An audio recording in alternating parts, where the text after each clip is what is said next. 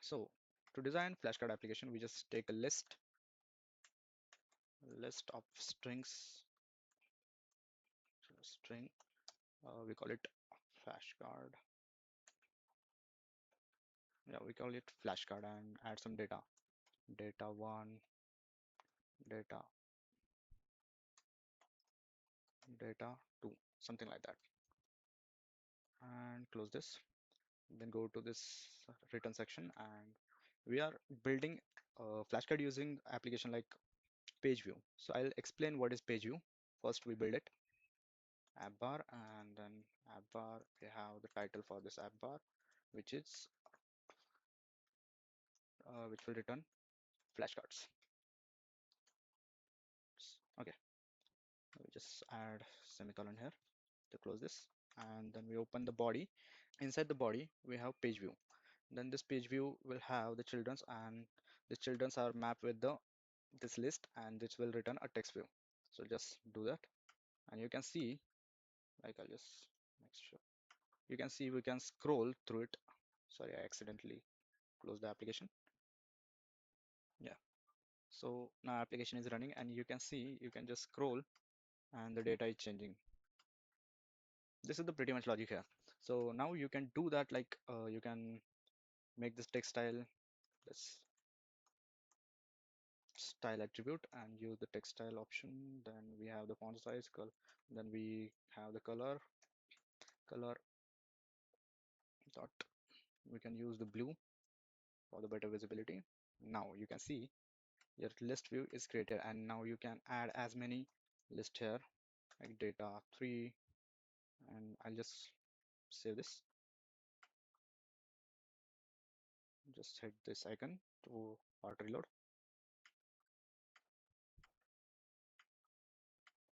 So what happens, this page view returns a complete page, and you can scroll through it by the direction, and you can actually apply something like page view controllers, like page direction vertical or horizontal. Now you have to just vertically scroll it, and you can see your flashcards are building. Isn't it good? Now we can access the design for it, like we can make it more interactive and beautiful using the UI factors.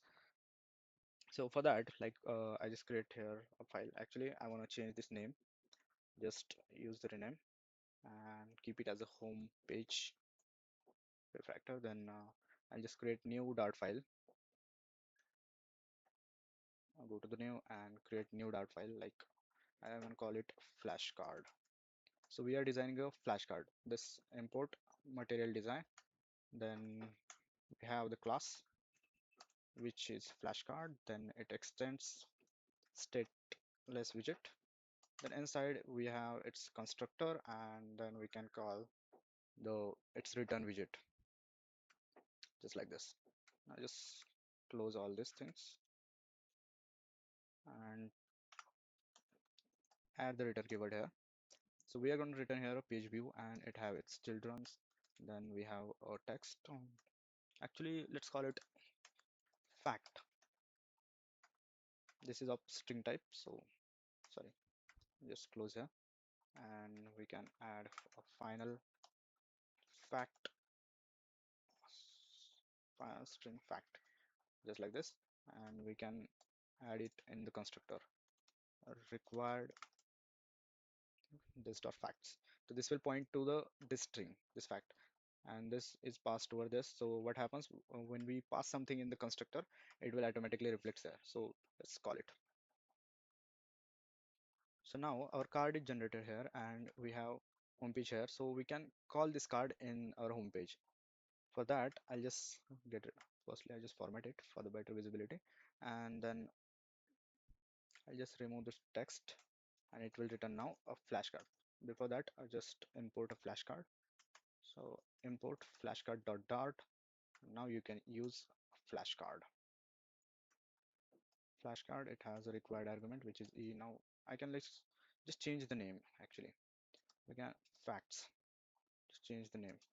We iterate over the facts, and then we get the fact, and that fact will be printed here. So just format it. Now quickly save, and now you can see this is pretty good working. I'll just, I don't know what is problem with this emulator. Until then, we can change some things here. Like I wanna add some styling for it. Just style font size, and in the font size, I am gonna give it font family times number one. Okay, let's add some colors like red. I know red will not looks good, but let's format it. And now you can see our data is scrolling, but I want it's horizontally scrolling. Like it is now vertical, so I want it horizontal. So I'll just change the axis scroll direction. Now I can scroll like this. So this is pretty much good, but I want to add something like more designs to it. For example, wrap this I'll just wrap this with uh, I'll just wrap this with the container, and now we have the container, so I can probably give the color to it and it will looks good.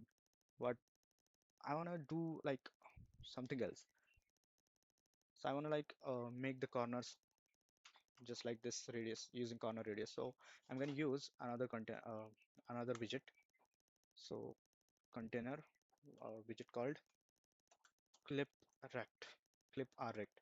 So I can use this and just give the border radius circular, and now you can see it is actually starting to looking circular. Like I want to give 30. 30 is more, 20 is enough.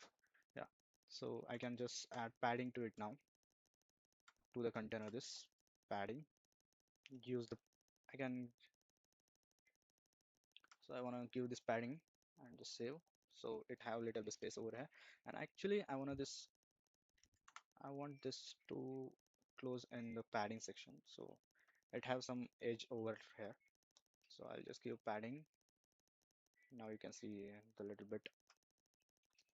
I want to give different padding to the bottom, so use only keyword, and then we have the left right padding. You can do that like left we have 20, then right we have 20, then we have top 20, and on the bottom I want bottom on the bottom I want like 50. So now I think it's looking great, and I can do that like in the styling we can do like alignment, sorry, in the here we can add text align to the center. Now our text is in the center, so center. So I have generated this facts from ChatGPT, and now I can like format it and save it.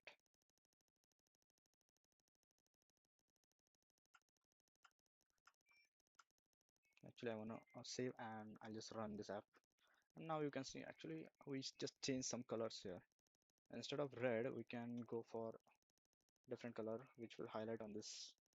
I think white will looks good.